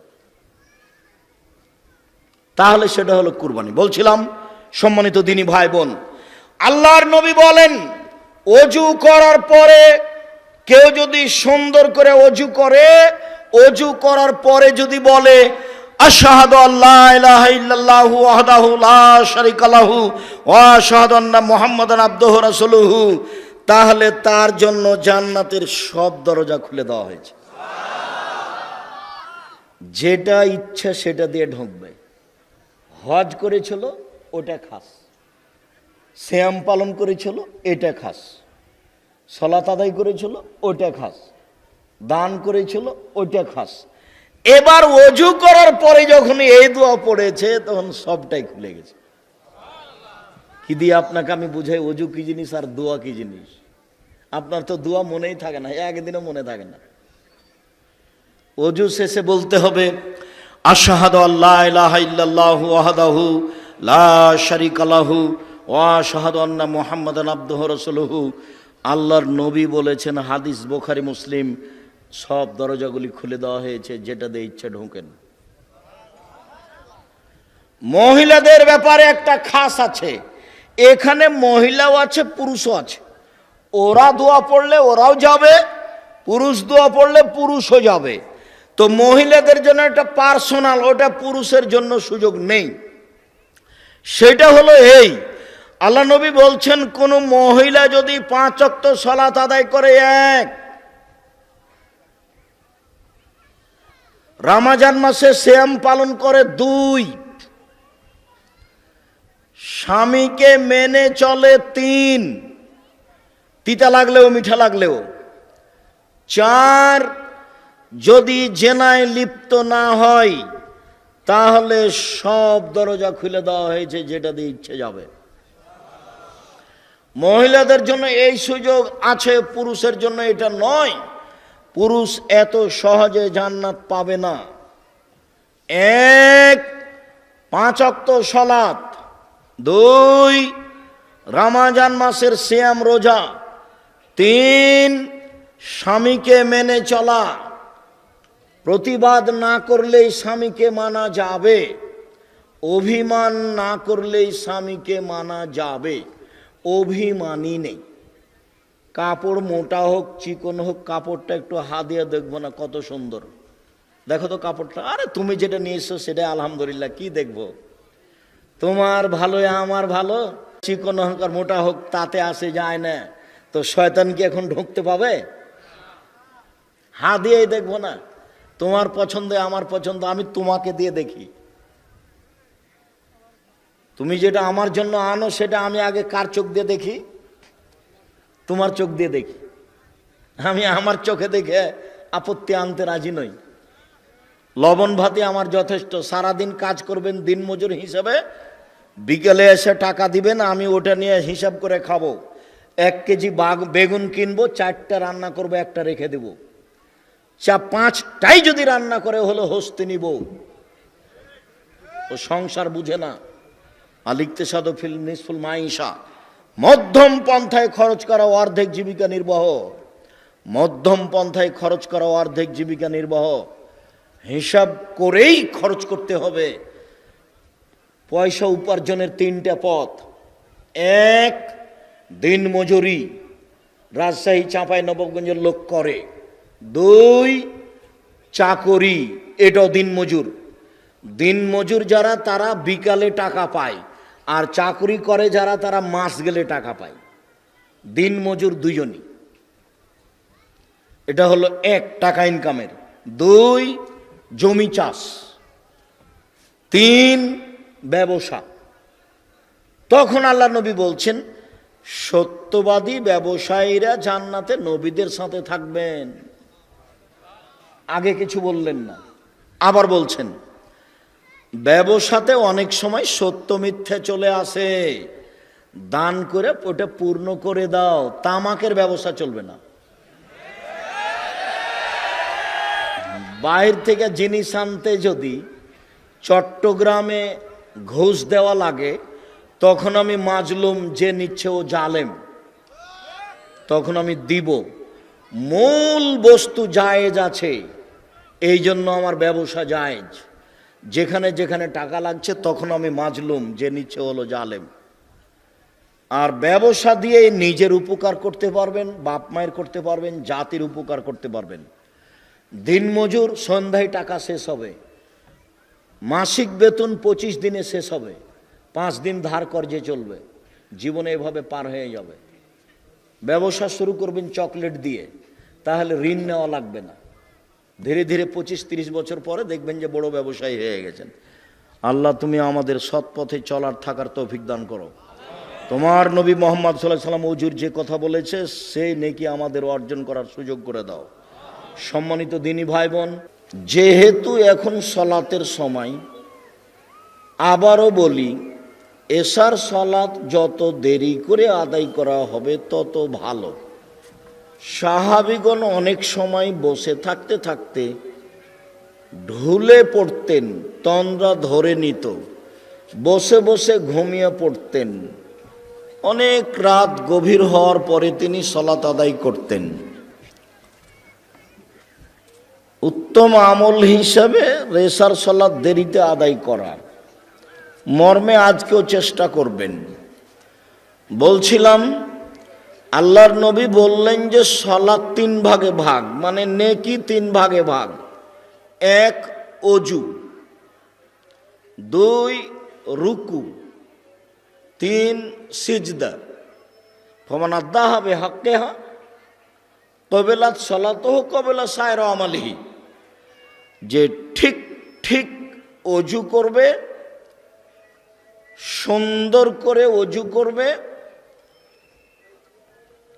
ভালো করে রুকু করবে, ভালো করে সিজদা করবে, ক্বাবালাত সালাতুহু, তার সালাত কবুল করা হবে। ও সায়রা আমালিহি, সব আমল কবুল করা হবে। হজ করেছে কবুল হবে, রোজা সিয়াম থেকেছে কবুল হবে, দান করেছে কবুল হবে। ফাইন রুদ্দাত আলাইহি সালাতুহু, আর যদি সালাত ঠিকমতো আদায় না করে, ওর নিয়ম কানুন অনুযায়ী না করে, মানে অজু ভালো হয়নি, রুকু ভালো হয়নি, সিজদা ভালো হয়নি, তাহলে রুদ্দাত আলাইহি সালাতুহু, সালাত তার উপরে প্রত্যাখ্যান করা হবে, মানে সালাত কবুল হলো না। অমান রুদ্দা আলাইহি সালাতুহু রুদ্দা আলাইহি সাইরা আমালিহি, যার সালাত হলো না তার আর কোনো ইবাদত কবুল হবে না। সালাত এমন একটি ইবাদত যার উপরে নির্ভর করে অন্য অন্য ইবাদত। সালাত এমন একটি ইবাদত যার উপরে নির্ভর করে অন্য অন্য ইবাদত। যদি সালাত কবুল হয় তাহলে হজ, যাকাত, সিয়াম এগুলো কবুল হবে। আর যদি সালাত কবুল না হয় তাহলে সব গেছে। সাদ করে 1 মাস সিয়াম রোজা থেকে লাভ নেই। টাকা থাকলে হজে যেতে হবে সালাত ছেড়ে, এমন হজের প্রয়োজন নেই। ওগুলো কবুল হবে না বলে রাসূল সাল্লাল্লাহু আলাইহি সাল্লাম ঘোষণা দিয়েছেন। সম্মানিত দিনী ভাই বোন, বলছিলাম যে ফিহে রিজালুন ইউহিব্বুনা ইয়াতাতাহহারু আল্লাহু ইউহিব্বুল মুতাহহিরিন। মসজিদে নববী থেকে প্রায় 3 কিলোমিটার দূরে একটা মসজিদ আছে, তার নাম মসজিদে কোবা। সেখানে কেউ যদি 2 রাকাত সালাত আদায় করে তো কাবা ঘরে উমরা করলে যত নেকি হয় তত নেকি হবে। মসজিদে নববী থেকে প্রায় 3 কিলোমিটার দূরে একটা মসজিদ আছে, তার নাম কোবা, কোবা মসজিদ। সবাই জানে চিনে, যারা ওই দেশে থাকে কাজ করে তারা জানে যে এখানে আছে কোবা মসজিদ, জায়গার নাম কোবা, তো মসজিদের নাম কোবা। তো কোবা মসজিদে কেউ যদি 2 রাকাত সালাত আদায় করে তাহলে সে কাবা ঘরে উমরা করলে যে নেকি পায় সে নেকি পাবে। মানে অনেক দামি ব্যাপার। তো এই এলাকাতে কিছু লোক ছিল, তারা পবিত্রতা অর্জন করত, পবিত্রতা অর্জন করা ভালোবাসত। তো আল্লাহও তাদের ভালোবাসতেন। তো যখন আয়াত নাজেল হয়ে গেল তখন আল্লাহর নবী কোবার লোকজনকে বলেন, এই শোনো, এই শোনো, তোমরা কি আমল করো যে আল্লাহ তোমাদের প্রশংসা করছে? কি পবিত্রতা অর্জন করো বলো তো, তোমাদের পবিত্রতা কি? আল্লাহ কেন তোমাদের প্রশংসা করছেন? ঘটনা কি আমাকে বলো তো।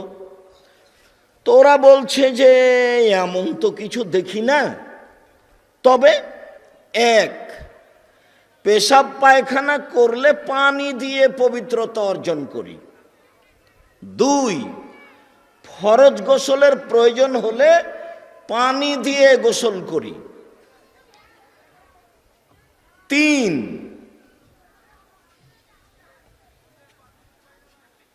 অজু করে সালাত আদায় করি, তায়াম্মুম করি না সহজে। ও আচ্ছা আচ্ছা আচ্ছা, এই কারণে আল্লাহ তোমাদের পবিত্রতার প্রশংসা করছে। 1, পেশাব পায়খানার পরে পানি দিয়ে পবিত্রতা অর্জন করে।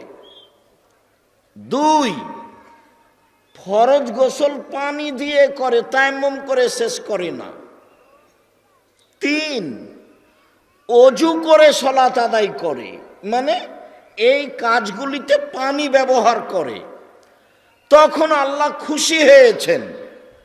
ওরা পবিত্রতা ভালোবাসে, আর আল্লাহ যারা পবিত্রতা অর্জন করেন তাদেরকে ভালোবাসেন।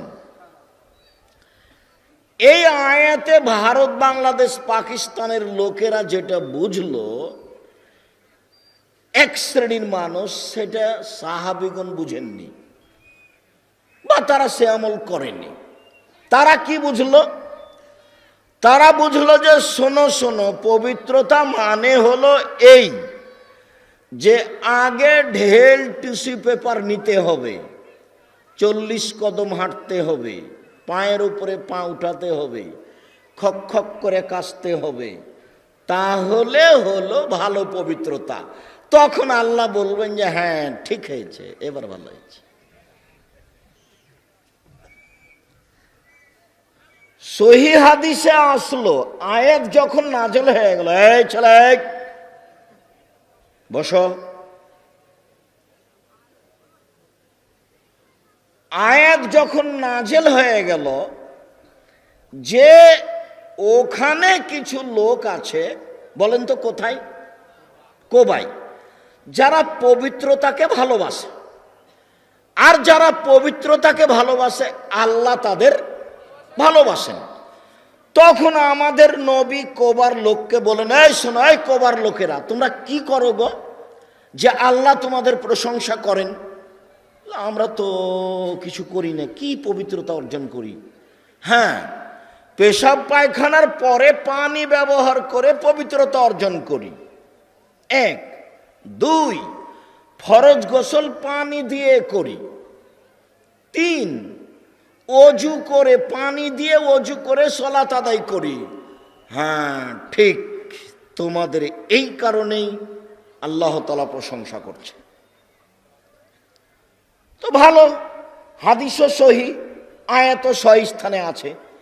ভারত, বাংলাদেশ, পাকিস্তানের এক শ্রেণীর মাওলানা বা সাধারণ জনগণ বুঝে নিল যে আরে পবিত্রতা এইটা নয়, পবিত্রতা হলো পেশাব করার পরে ঢেল টিস্যু পেপার নিতে হবে, 40 কদম হাঁটতে হবে, পায়ের উপরে পা উঠাতে হবে, খক খক করে কাশতে হবে, তারপরে পানি দিয়ে পবিত্রতা অর্জন করতে হবে, তখন হলো প্রশংসা। এমনটা আল্লাহ রাসূল করেননি, সাহাবীও করেননি, পৃথিবীর কোনো মানুষ করেননি। এর প্রমাণে দলিল পেশ করা যাবে না। 40 কদম হাঁটতে হবে বা দাঁড়িয়ে থাকতে হবে, পায়ের উপরে পা উঠাতে হবে, বিষয় যদি এমন হয় তাহলে মহিলা কি করবে? তাহলে কি মহিলাও ঢেল নিয়ে 40 কদম হাঁটবে? তাহলে মহিলাও কি পায়ের উপরে পা উঠাবে? ধর্ম পাগল হয়নি, ধর্ম রাজশাহী চাঁপাইনবাবগঞ্জের হাওয়াই লাড্ডু নয়। ভালো হিসাব, মুহাম্মদ সাল্লাল্লাহু আলাইহি সাল্লামের কাছে ফিরে যেতে হবে। ধর্ম মানলে পৃথিবীর কোনো মানুষের 5 পয়সা দাম নাই। মানুষ তো বহু দূরের কথা, বুজুর্গানের দিন তো বহু দূরের কথা। স্বয়ং ওমর রাদিয়াল্লাহু তাআলা আনহু যদি এই কথা বলেন তা বাতিল হবে। উমর মানে কে? উমর মানে উমর যে রাস্তা দিয়ে হাঁটতেন সে রাস্তা দিয়ে শয়তান হাঁটতো না। আল্লাহ নবী নিজে বলছেন, বুখারী মুসলিমের হাদিস, উমর তুমি যে রাস্তা দিয়ে হাঁটো রাস্তা দিয়ে শয়তান হাঁটে না। অথচ উমর তাকে এক থাপ্পড় মারতে পারবেন এরকম ক্ষমতা উমরের ভিতরে নেই। ও তো ভিন্ন পদার্থের জিনিস, শয়তান ভিন্ন পদার্থের নয়, তাকে দেখা যায় না। তোমার তাকে মারবেন কি করে? উমর রাদিয়াল্লাহু তাআলা আনহু যদি কোনো কথা বলেন সেটা যদি রাসূলের না হয় তাহলে তা বাতিল হবে। পেশাব শেষে পানি দিয়ে পবিত্রতা অর্জন করুন। আব্দুর রাজ্জাক সাহেব ফোঁটা ফোঁটা পেশাব আসে যে মনে হলো আসলো নাকি 20-40 ঘন্টা পরে যদি ঢেলটা ফেলেন তবুও মনে হবে যে আসলো নাকি। তার মানে সন্দেহ পড়ে গেছেন আপনি। শয়তান এখন খালি বারবার বলছে এই যে পেশাব এলো, এই যে পেশাব এলো, এই যে পেশাব এলো। মহিলাদেরকে আমি বলি যে স্বামীর সাথে সুন্দর করে সংসার করলে 2টা কাজ করবেন না। এক, অভিমান করবেন না। অভিমান মানে হ্যাঁ ঈদ বকরিতে তুমি একটা ভালো কাপড় কিনে দাও না। অভিমান মানে তুমি একটু এখান সেখানে, দিনাজপুরের এটা কি স্বপ্নপুরী বেড়াতে নিয়ে গেলে না। তো এরকম যখন অভিমান করবে মহিলা, যখন হবে না তখন শয়তানকে বলবে তোর স্বামী তোর কিছুই করেনি, তোর স্বামী তোর কিছুই করেনি, তাহলে তুমি জীবনে কিছুই করনি। শয়তান যা বলে বলে দিবে ওগুলো সব ও স্বামীর সামনে কি করবে? বলবে। শয়তান তার ভিতরে ওগুলো বলায়, তখনও বলে। আর প্রতিবাদ করা হবে না স্বামীর সামনে। হ্যাঁ তুমি এই কথা বললে কেন? তুমি আমার মাকে গালি দিলে কেন? আমার মা তোমাকে কি বলেছে সেটা তুমি এই কথা বললে কেন? কেন তুমি আমাকে কথা বলো, তোমার সংসারই করবো না, তালাক দিয়ে দাও তুমি। তখন শয়তানকে বলে, দেখলি এই যে তোকে এইভাবে বললো, তোকে এইভাবে বললো, তোকে এইভাবে বললো। সারা দিন মহিলাকে তখন শয়তান কি করবে, খালি ঠেলে নিয়ে বেড়াবে, ঠেলে নিয়ে বেড়াবে। তখনও প্রতিবাদ করতেই থাকবে, দিয়ে দেখা যাবে একটু পরে, তখন বা 1 ঘন্টা পরে বা 2 দিন পরে স্বামী বলবে, যা যা তালাক, তালাক, তোকে 100 তালাক দিলাম, তোকে 1000 তালাক দিলাম, যা। এগুলো শয়তানে করায়। এগুলো কে করায়? শয়তানে করায়। কত জায়গাতে যে কোরআন মাজিদে আল্লাহ বলছেন যে অন্যায়কে শয়তান ন্যায় করে দেখায়, খারাপকে শয়তান ভালো করে দেখায়। এটাই কাজ শয়তানের। জাইয়ানা, খারাপটাকে সুন্দর করে তোলে, খারাপটাকে সুন্দর করে তোলে, যার জন্য জীবনেও যেন কোনোদিন কোনো মহিলা স্বামীর সংসারে অভিমান না করে আর প্রতিবাদ না করে। এইভাবে বলবে, তাহলে শয়তান সুযোগ পাবে না। যাহাই দিবেন তাহাই পরিব, যা খাওয়ার ব্যবস্থা করবেন তাই খাবো, আমার পক্ষ থেকে কোনো প্রকার অভিযোগ আপত্তি থাকিবে না। আমি গ্রামের মহিলা, একটু লবণ ভাত, পান্তা ভাত, রংপুরের ভাষায় কড়কড়াতেই যথেষ্ট, এত কিছু লাগবে না। তখন শয়তান আর সুযোগ পাবে না। শয়তান তখন বলবে যে গেলাম। তো যারা এইভাবে পেশাবের পথে যায়, সারা দিন তাকে শয়তান মাঠে নিয়ে বেড়াবে।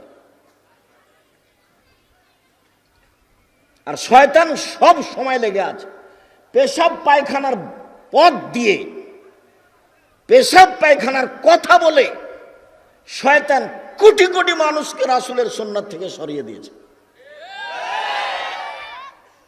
পেশাব করার পরে পানি দিয়ে পবিত্রতা করে উঠে যান মহিলা পুরুষ, আর যখন অন্তরে বলছে যে 1 ফোঁটা পেশাব আসলো নাকি, 1 ফোঁটা পেশাব আসলো নাকি, তখন বলেন শয়তান, এই শয়তান, কাপড় ভিজায় যাক রে, তবু আমি সালাত আদায় করবো, তোর কথা শুনবো না। যা, আমার কাপড় ভিজায় যাক পেশাবে, তোর কথা আমি মানবো না, আমি সালাত আদায় করব, যা। দেখবেন কিছুক্ষণ পরে আর নেই। আর যেমন বলবেন কি যে হলো, কি যে হলো, এবার যতক্ষণ পর্যন্ত আপনি আবার ওযু না করছেন ততক্ষণ পর্যন্ত আপনাকে আর এখানে আসতে দেবে না। মধ্যখানে একটা কথা বলি, এত কেন তার পেঁচাল? আল্লাহ যখন তাকে বললেন, ইবলিস আদমকে মেনে নে, তখন বলল এটা হবে না, ও হলো আগুনের তৈরি, মাটির তৈরি, আমি হলাম আগুনের তৈরি, আমি এটা তাকে মানতে পারি না। তখন আল্লাহ তাকে বললেন, সরে যা, তুই শয়তান। আগে ছিল ইবলিস, মানে নিরাশা হয়েছে, আর এখন কি হলো? শয়তান। শয়তান মানে ধোকা দেয়। আল্লাযী ইউওয়াসবিসু ফী সুদূরিন নাস মিনাল জিন্নাতি ওয়ান নাস, মানুষের অন্তরে কুমন্ত্রণা দেয় যে, সে হলো মানুষ শয়তান, সে হলো জিন শয়তান। মানুষের অন্তরে খারাপ কিছু বলে যে, সে হলো জিন শয়তান, সে হলো মানুষ শয়তান।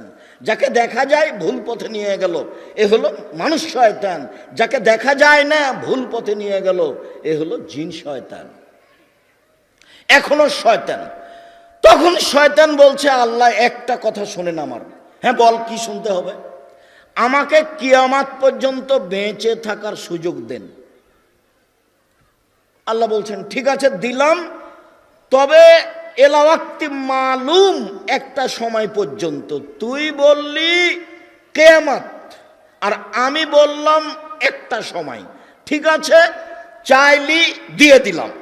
এখন শয়তান চলে যাচ্ছে আর বলছে, প্রতিপালক তোমার ইজ্জতের কসম, তোমার সম্মানের কসম, প্রতিপালক। শয়তান বলছে, সময় যখন পেয়ে গেছে তখন বলছে, সময় কিন্তু কিয়ামতের কাছাকাছি পর্যন্ত বেঁচে থাকার সুযোগ পেয়ে গেছে। কথা বোঝা যায় না নাকি? তো যখন পেয়ে গেছে সময়, তখন বলছে, প্রতিপালক, দেখেন ঢং কেমন, ও আমার প্রতিপালক তোমার ইজ্জতের কসম, তোমার সম্মানের কসম, তোমার মর্যাদার কসম, আমি তোমার কসম করে বলছি, আমি লাউবিয়ান্নাল ইনসানা মা দামাত আজওয়ারুহুম ফি জাসাদিহিম, আদমের ছেলেমেয়ের দেহে যতদিন পর্যন্ত শ্বাস থাকবে আমি তাকে ভ্রান্ত পথে, ভুল পথে নিয়ে যাব যাব যাব। এর চুক্তি আছে আল্লাহর সাথে। বলার ঢংটা দেখেন। আবার তোমার ইজ্জতের কসম, তোমার সম্মানের কসম, তোমার মর্যাদার কসম, আদমের ছেলে মেয়ের দেহে যতক্ষণ পর্যন্ত শ্বাস আছে আমি তাকে পাপ করাবো করাবো করাবো। তখন আল্লাহ যদি বলতেন যে পারবি না তাহলে ভালো হতো, কিন্তু আল্লাহ এটা বললেন না। তখন বললেন, এই শোন, আমার মর্যাদার কসম, আমার ইজ্জতের কসম, আমার সম্মানের কসম, আদমের ছেলে মেয়ে যতবার বলবে আমার ভুল হয়েছে তত বড় আমি বলবো যাও ক্ষমা করে দিলাম, যাও ক্ষমা করে দিলাম, যাও ক্ষমা করে দিলাম। তাহলে বলাটা ঝুলন্ত থেকে গেল, মানে না বললে তাহলে হচ্ছে না। পাপ হলে বলতে হবে আস্তাগফিরুল্লাহ, ভুল হয়েছে আমার, অত বেলে তোমার কাছে ফিরে যেতে চাই। আমি যদি না বুঝাতে পারি তাহলে এটা আমার ব্যর্থতা। আল্লাহর সাথে চুক্তি করে বের হচ্ছে শয়তান, আমি ওকে ভুল পথে নিয়ে যাবই, মিনিটের মধ্যে আমি তাকে 100 তালাক দেওয়াবো বউকে। আপনি ভাবছেন জেনা খারাপ কাজ, জেনা খারাপ কাজ, জেনা খারাপ কাজ, তারপরে আপনি যাচ্ছেন যাচ্ছেন যাচ্ছেন, যখন জেনা হয়ে গেছে কাজটা ভুলই হলো, কাজটা ভুল, তার আগে তো আপনি ফিরে আসতে পারলেন না। শতবার আব্দুর রাজ্জাক সাহেবের বক্তব্য শুনে কান ধরেছে, আর কোনো বড় মোবাইলে ল্যাংটা মেয়ে দেখবো না। একবারে কান ধরে কসম করে ঘুমাতে গেছে, তো ঘুমের পরে একটু বলছে দেখি, আবার একটু দেখি, তো আবার মোবাইল। শয়তানের ভিতরে আছে।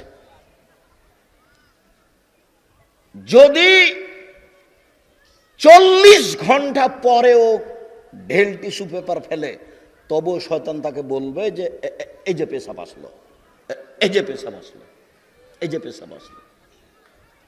তো ওকে কিভাবে ঠেকাবো? বলবো যে এই আমি অজু করেছি ভালো করে, নবী যেভাবে বলেছেন, এখন আমার পেশাবে কাপড় ভিজে যাক, তুই সর এখান থেকে, আমি সালাত আদায় করবো, তারপরে কোনো কথা। তখনও থামবে। ইহুদির কাছে তার কোনো কাজ নেই, ওরা সবাই জাহান্নামে যাবে। খ্রিস্টানের কাছে তার কোনো কাজ নেই, ওরা সবাই জাহান্নামে যাবে। হিন্দুদের কাছে তার কোনো কাজ নাই, ওরা সবাই জাহান্নামে যাবে।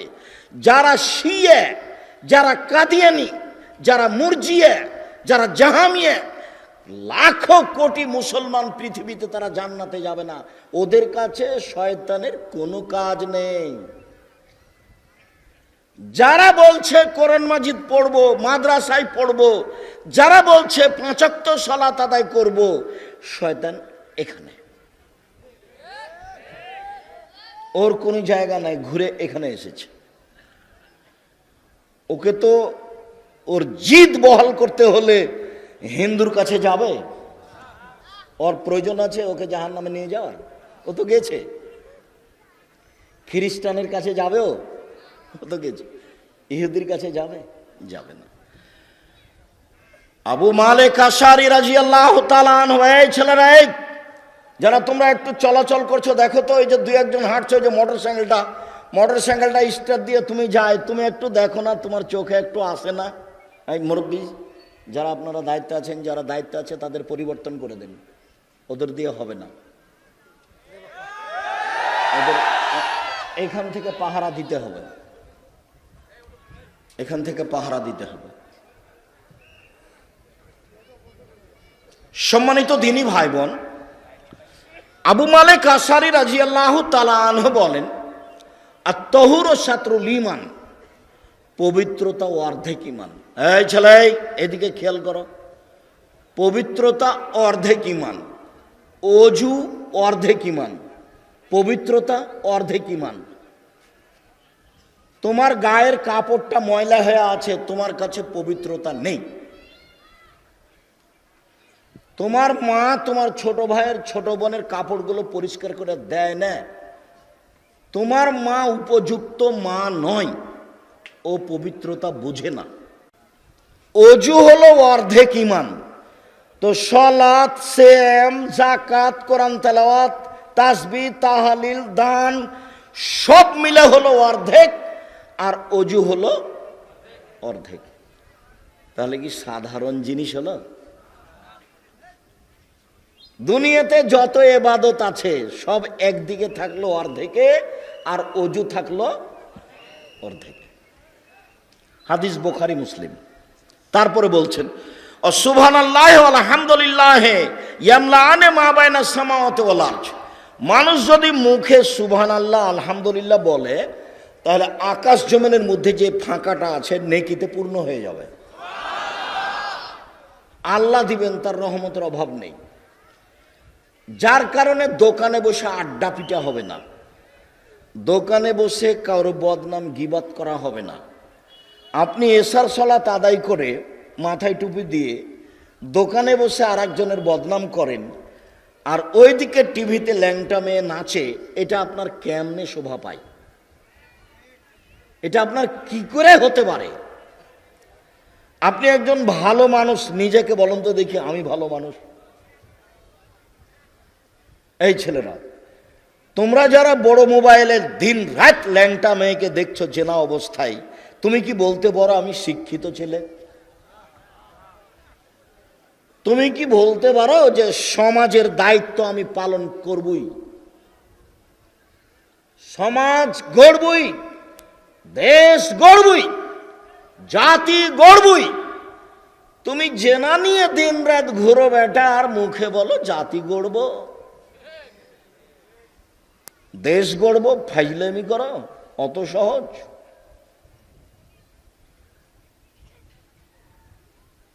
মৌলানা আব্দুর রহিম সব সার্টিফিকেট জ্বালিয়ে দিয়েছিলেন, দিয়ে মাঠে নেমেছিলেন, বলে কোনো চাকরি নাই, তুমি ওই মোবাইল ফেলে দাও, দিয়ে বাকি কাজ করো, পড়ো ভালো করে, লিখো ভালো করে, চিন্তা ভাবনা করো, এক পর্যায়ে চলে যাওয়া।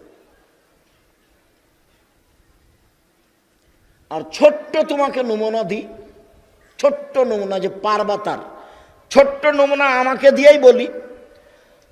তুমি রিং করে যখন বলো, আপনি যখন আমাকে রিং দিয়ে বলেন, আব্দুর রাজ্জাক সাহেব আমি রংপুর বদরগঞ্জ থেকে বলছি, আমি এই আমি আপনার কিছু উপকার করতে পারি, নাম্বারটা সেভ করে রাখেন। কিন্তু আমি যে সেভ করতে পারি না, আমি শুধু রিং হলে অন করতে পারি, এর চেয়ে বেশি করতে পারি না। রিং হলে কি করতে পারি? অন করতে পারি। তো আমি তো দেখছি এই মোবাইল দিয়ে বাংলাদেশে বিশাল বিশাল প্রতিষ্ঠান পরিচালনা করি আমি, বিশাল বিশাল। যেটা আপনাদের বাড়ির পাশে আছে দিনাজপুরে তেঘরায়, ওটা 20 বিঘা জমির উপরে, 20 বিঘা জমির উপরে দেখেছেন। আর যেটার রূপগঞ্জ নারায়ণগঞ্জে আছে সেটা প্রায় 100 বিঘা জমির উপরে, প্রায়। যেটা রাজশাহীতে আছে, সামনে বৃহস্পতিবার শুক্রবার সম্মেলন রাজশাহীতে, ওর বক্তৃতা দিতে আসছেন মদিনা বিশ্ববিদ্যালয় থেকে 5 জন। আর দেশের যারা বড় বড় বিদ্বান আছে তারা আছেন। আর বিষয় হলো মুহাম্মদ সাল্লাল্লাহু আলাইহি সাল্লামের জীবনী, পুরো জীবনী তুলে ধরা হবে। এক একটা অংশ এক একজন বলবেন, কেউ কাউকে উঠাতেও পাবে না, নামাতেও পাবে না, কারো প্রশংসা নাই, কারো বদনামও নেই। যার যতটুকু বিষয় দেওয়া আছে সে জাতির সামনে আগে লিখে পাঠিয়েছে, সেটা জাতির সামনে বলে চলে যাবে। ভিন্ন ধরনের বক্তব্যের মাঠ হলো সালাফি কনফারেন্স। রাজশাহীতে একটা মেয়েদের প্রতিষ্ঠান গড়ছে, জায়গা নেওয়া হয়েছে, ওরা লিখে দিয়েছে, তাতে জায়গা হলো 60 বিঘা, 33 শতকের বিঘায়। আপাতত ছাত্রছাত্রী প্রায় 5000, শিক্ষক শিক্ষিকা প্রায় 300 জন, যার প্রতি মাসে বেতন লাগে 32 লক্ষ। আর যোগাযোগের মাধ্যম হলো এই মোবাইল। দেশ বিদেশে তো যাই, স্বাভাবিকভাবেই যাই, আলহামদুলিল্লাহ। মোবাইল হলো এটাই। তোমাকে একটা ছোট্ট নমুনা পেশ করলাম যে একে ফেলে দিয়ে যদি মানুষ হতে চাও, দিন রাত মেয়েকে ল্যাংটা অবস্থায় দেখে তুমি কি মানুষ হতে চাও? তুমি তো একটা পশু প্রাণীর মতো। বুঝে না ওরা অন্তর আছে, বুঝে না, দেখেও দেখে না ওরা, চক্ষু আছে দেখে না, শুনেও শুনে না ওরা, কান আছে শুনে না। ওরা পশু প্রাণীর মতো, ওরা গরু ছাগলের মতো, ওরা কুকুর শ্রীগালের মতো, বরং তার চেয়ে খারাপ। এই কথা আল্লাহ বলছে। তুমি কি করতে পারো জাতির? দিন রাত অন্যায় করে। মুরব্বী, আপনি কি করতে পারেন দিন রাত সিগারেট খেয়ে, জর্দা খেয়ে, তামাক খেয়ে? কি করতে পারেন? এই তো আপনার কর্ম। আর এই ছেলে, তোমাদের দাবি হলো যে কবরের উপরে ফুল চাপিয়ে বলছে যে কবরকে সিক্ত করলো। কবরে যে আছে তাকে পিটিয়ে একাকার করে দিল কিনা সেটা তার হুঁশ নাই। ও কবরে ফুল দিয়ে কি করলো? কবরকে সিক্ত করলো। যে একেবারেই যে বোকামি! এ কোন ধরনের কথা? স্কুলে সিমেন্ট পাটের খাম্বা তৈরি করে বলছে এটা শহীদ মিনার। ইয়ে আবার কেমন কথা? হেডমাস্টার সাহেব, এটা কি? আপনি আমাকে কি দেখাতে চাচ্ছেন? 90 সাল থেকে আছে হেডমাস্টার সাহেব মাঠে, 90 সাল থেকে। জাতি আমাকে কিছু বলবে এরকম সুযোগ আমি কাউকে কোনোদিন দিইনি। তবে আমি মানুষ, ভুলের ঊর্ধ্বে নই, তবে আমি কাউকে সুযোগ দিইনি। আপনি আসেন, সপরিবারে আসেন।